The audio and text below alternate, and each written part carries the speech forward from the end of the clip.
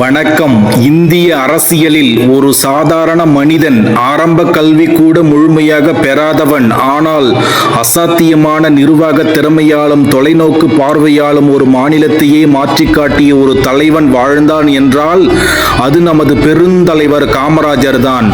இன்று நாம் அரசியல் தலைவர்களை பற்றி பேசும் பொழுது காமராஜரின் ஆட்சி காலம் மட்டுமே பொற்காலமாக போற்றப்படுகிறது. படிக்காத மேதை என்று அழைக்கப்பட்ட இந்த மக்களின் தலைவர் தன் வாழ்நாள் முழுவதும் மக்களுக்காகவே வாழ்ந்தவர்.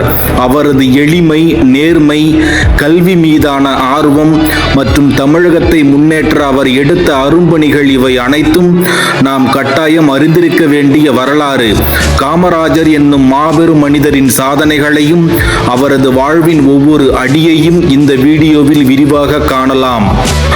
காமராஜர் ஜூலை 15ஆம் தேதி 1903ஆம் ஆண்டு அன்று விருதுநகரில் ஒரு நடுத்தர குடும்பத்தில் குமாரசாமி மற்றும் சிவகாமி அம்மாளுக்கு மகனாக பிறந்தவர்தான் இந்த காமராஜர். இவரது இயற்பெயர் காமாட்சி என்பது.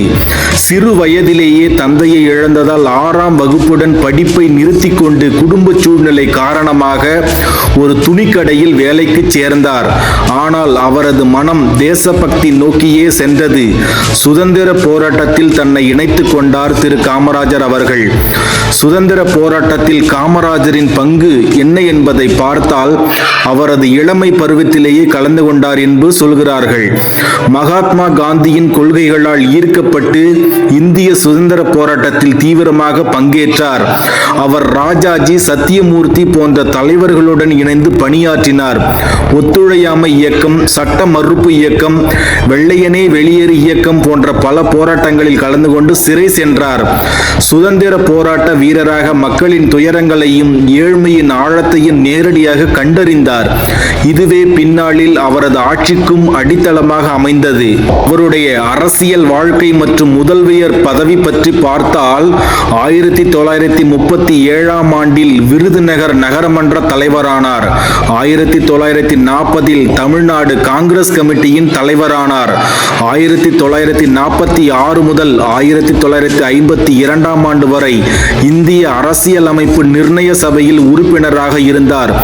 1954ஆம் ஆண்டு ராஜாஜி தனது குலக்கல்வி திட்டத்தால் ஏற்பட்ட எதிர்ப்புகளை அடுத்து பதவி விலகிய போது காமராஜர் தமிழக முதல்வராக பொறுப்பேற்றார். இது பலருக்கும் ஆச்சரியமாக இருந்தது. ஏனெனில் அவர் கல்வி அறிவு குறைவாக இருந்தவர்.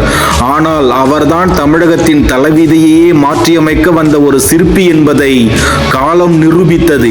பெருந்தலைவர் காமராஜர் என்று சொன்னாலே கல்வி புரட்சி செய்தவர் என்றும் கல்வி கண் திறந்தவர் என்றும் போற்றப்படுகிறார். பள்ளி செல்லா குழந்தைகள் இருந்த அந்த காலத்தில் காமராஜர் பதவியேற்ற போது தமிழகத்தில் சுமார் 60,000 பள்ளிகள் மூடப்பட்டிருந்தன. குழந்தைகள் பள்ளிக்கு செல்லாமல் கூலி வேலைக்கு சென்றனர். இதை கண்ட காமராஜர் மிகுந்த வேதனை அடைந்தார். பள்ளிகள் திறப்பு மற்றும் புதிய பள்ளிகளை அவர் திறந்தார்.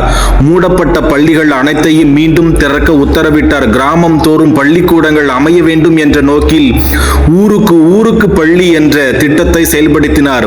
ஒரு கிராமத்தில் 500 பேர் இருந்தால் அங்கு ஒரு ஆரம்ப பள்ளி, 1000 பேர் இருந்தால் ஒரு நடுநிலை பள்ளி, 5000 பேர் இருந்தால் ஒரு உயர்நிலை பள்ளி என்ற இலக்கை நிர்ணயித்து சுமார் 13,000 புதிய பள்ளிகளை திறந்தார். 3 மைலுக்கு ஒரு ஆரம்ப பள்ளி, 5 மைலுக்கு ஒரு நடுநிலை பள்ளி, 10 மைலுக்கு ஒரு உயர்நிலை பள்ளி என்ற இலக்கை அடைந்தார் காமராஜர் அவர்கள். தமிழ்நாட்டில் காமராஜர் தான் முதலில் மதிய உணவு திட்டத்தை அமல்படுத்தினார் என்பது அனைவருக்கும் தெரிந்ததே. ஆனால் அதில் உள்ள ரகசியம் என்னவென்று கேட்டால், குழந்தைகள் பள்ளிக்கு வராததற்கு காரணம் பசி என்பதை உணர்ந்து பசி வந்தால் 10ம் பறந்து போகும் என்று கூறி குழந்தைகளுக்கு சத்தான மதிய உணவு திட்டத்தை அறிமுகப்படுத்தினார். இது உலகிற்கே ஒரு முன்னோடி திட்டமாக அமைந்தது. இதன் மூலம் குழந்தைகள் பள்ளிக்கு வர தொடங்கினர். இடைநிற்றல் விகிதம் குறைந்தது. அடுத்ததாக பள்ளிகளில் பாகுபாடு இல்லாமல் அனைத்து குழந்தைகளும் சமமாக உணர வேண்டும் என்பதற்காக சீருடை திட்டத்தை கொண்டு வந்ததும் அவர்தான்.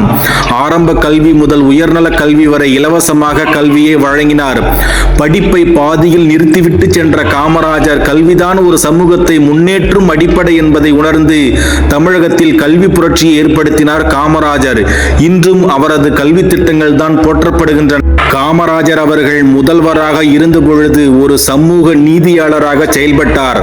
உதாரணமாக சொல்ல வேண்டும் என்றால், மருத்துவ சீட்டுக்கு யாருக்கு முன்னுரிமை கொடுத்தார் என்று கேட்டால் நீங்கள் எல்லாம் அதிர்ந்து போவீர்கள். மருத்துவ கல்லூரிகளில் மாணவர் சேர்க்கை நடந்தபோது தகுதியான பலர் பணம் இல்லாததாலோ செல்வாக்கு இல்லாததாலோ மருத்துவராக முடியாமல் போனதை அறிந்து மிகவும் மனம் வருந்தினார் அவர். பணக்கார வீட்டு பிள்ளைகள் தான் மருத்துவராக வேண்டுமா, ஏழை வீட்டு பிள்ளைகள் மருத்துவராக கூடாதா என்ற கேள்வியை தனக்குள்ளே எழுப்பிய அவர் அந்த அப்ளிகேஷன்களில் கைநாட்டு போட்ட தகப்பனார் வீட்டு பிள்ளைகள் தான் மருத்துவராக வேண்டும் என்பதில் அவர் உறுதியாக இருந்தார்.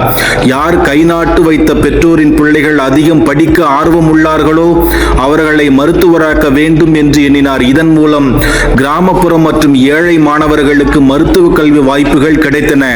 இது சமூக நீதியை நிலைநாட்டும் ஒரு மகத்தான திட்டமாக பார்க்கப்படுகிறது. அவர் நாடார் சமுதாயத்தைச் சேர்ந்ததால் நாடார் சமுதாய மாணவர்களுக்கு முன்னுரிமை அளிப்பார் என்று எதிர்பார்க்கப்பட்ட நிலையில் ஆனால் அவரது நிலையோ வேறு மாதிரியாக இருந்தது. காமராஜர் அவர்கள் முதல்வராக இருந்த பொழுது அடுத்ததாக அவர் செய்த ஒரு புரட்சி தான் சமூக சீர்திருத்தம். அதாவது கள்ளுக்கடையை எதிர்ப்பு தெரிவித்தார். அதாவது ஏழை மக்களின் வருமானத்தை உறிஞ்சி அவர்களின் குடும்பங்களை சீரழிப்பதாக காமராஜர் அவர்கள் உணர்ந்தார். கள் குடித்தால் உடலுக்கு நல்லது என்று சிலர் வாதிட்ட போதும் அவர் எந்த வாதத்தையும் ஏற்கவில்லை.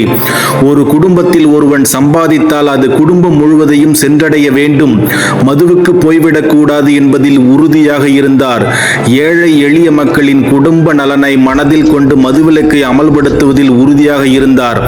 அரசுக்கு வருமானம் முக்கியம் அல்ல, மக்களின் வாழ்வுதான் முக்கியம் என்ற கோட்பாட்டை கொண்டிருந்தார் என்ற அவரது கொள்கை அவரது மக்கள் நலன் சார்ந்த சிந்தனைக்கு மிகப்பெரிய சான்று என்று கூட சொல்லலாம். காமராஜரின் திட்டங்கள் அகில இந்திய அரசியலில் எப்படி பேசப்பட்டது என்றால் 1963 காமராஜர் ஒரு புரட்சிகரமான யோசனையை முன்வைத்தார். மூத்த தலைவர்கள் தங்கள் பதவிகளை ராஜினாமா செய்து கட்சி பணிகளில் ஈடுபட வேண்டும் என்பதே அது. இது காமராஜர் திட்டம் என்று அழைக்கப்பட்டது. இந்த திட்டத்தின்படி அவரே முதலில் முதல்வர் பதவியை துறந்தார்.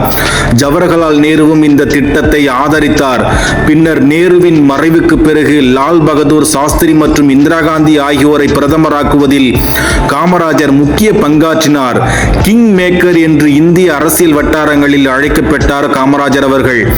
அமெரிக்காவுக்கு எதிரான ஆலோசனை, அதாவது சில சந்தர்ப்பங்களில் வெளிநாட்டு கொள்கை மற்றும் பிற முக்கிய விஷயங்களில் பிரதமருக்கு தனது ஆலோசனைகளை வழங்கினார் என்பதும், அமெரிக்கா போன்ற வல்லரசுகளின் அழுத்தங்களுக்கு அடிபணியாமல் இந்தியா தனது சொந்த கொள்கைகளை உருவாக்க வேண்டும் என்பதில் மிகவும் உறுதியாக இருந்தார்.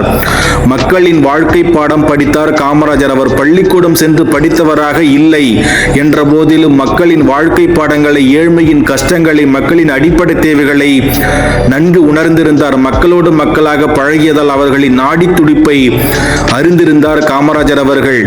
ஒரு முதல்வராக இருந்த போதும் ஆடம்பர வாழ்க்கையை விரும்பவில்லை. மிகவும் எளிமையான வாழ்க்கையை வாழ்ந்தார்.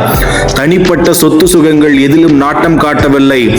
அவரது ஆட்சி காலத்தில் ஊழலுக்கு இடமளிக்கவில்லை. இதனால் அவர் நேர்மைக்கு பேறு போனவர் என்றும் சொல்லப்படுகிறது. அதோடு மட்டுமல்லாமல் இன்றும் தமிழ்நாட்டில் உள்ள நீர்நிலைகள் பெரும்பாலானவை காமராஜர் ஆட்சி காலத்தில் கட்டப்பட்டதுதான் என்பது நிதர்சனமான உண்மை மக்களே. 1967 தேர்தலில் காங்கிரஸ் தோல்வி அடைந்த பிறகு தேசிய அரசியலில் தொடர்ந்து செயல்பட்டார். அக்டோபர் 2 1975 அன்று காந்தி ஜெயந்தி அன்று தனது 72வது வயதில் மறைந்தார். அவர் மறைந்தபோது தனது இறுதிச் சடங்கிற்கான செலவுகளுக்கு கூட பணம் இல்லாமல் இருந்தது அவரது எளிமைக்கும் ஒரு சான்று. காமராஜர் என்பவர் ஒரு சாதாரண மனிதன். ஆரம்ப கல்வி கூட முழுமையாக பெறாதவன். ஆனால் அசாத்தியமான நிர்வாக திறமையால் தமிழகத்தின் வளர்ச்சிக்கு ஒரு புதிய பாதையை வகுத்த ஒரு மக்களின் தலைவர். கல்வி புரட்சி, தொழில் வளர்ச்சி, சமூக நீதி, நீர்ப்பாசன திட்டங்கள் என அவர் தொட்ட துறைகள் அனைத்திலும் அசைக்க முடியாத சாதனைகளை படைத்தார். அவர் ஆட்சி காலத்தில் அடித்தளமிட்ட திட்டங்கள் தான் இன்றும் தமிழகம் பல துறைகளில் சிறந்து விளங்குவதற்கான காரணமாக உள்ளது என்று சொல்லலாம். அவரது நேர்மை, எளிமை மற்றும் மக்கள் நலன் சார்ந்த சிந்தனைகள் இன்றும் அரசியல் தலைவர்களுக்கும் பொதுமக்களுக்கும் ஒரு முன்மாதிரியாக திகழ்கின்றன என்று சொன்னால் அது மிகையாகாது. கருப்பு காந்தி என்று அனைவராலும் அன்போடு அழைக்கப்பட்ட காமராஜர் காலத்தால் அழியாத ஒரு சகாப்தத்தை தமிழக வரலாற்றில் பதித்துவிட்டு சென்றிருக்கிறார் என்பதில் எந்த ஒரு மாற்று கருத்தும் இல்லை. அவரது நினைவு என்றும் நம் மனதில் நிலைத்திருக்கும். இந்த பெருந்தலைவரின் வரலாறு உங்களுக்கு பயனுள்ளதாக இருந்திருக்கும் என்று நம்புகிறேன். மீண்டும் அடுத்த வீடியோவில் சந்திப்போம். நன்றி, வணக்கம்.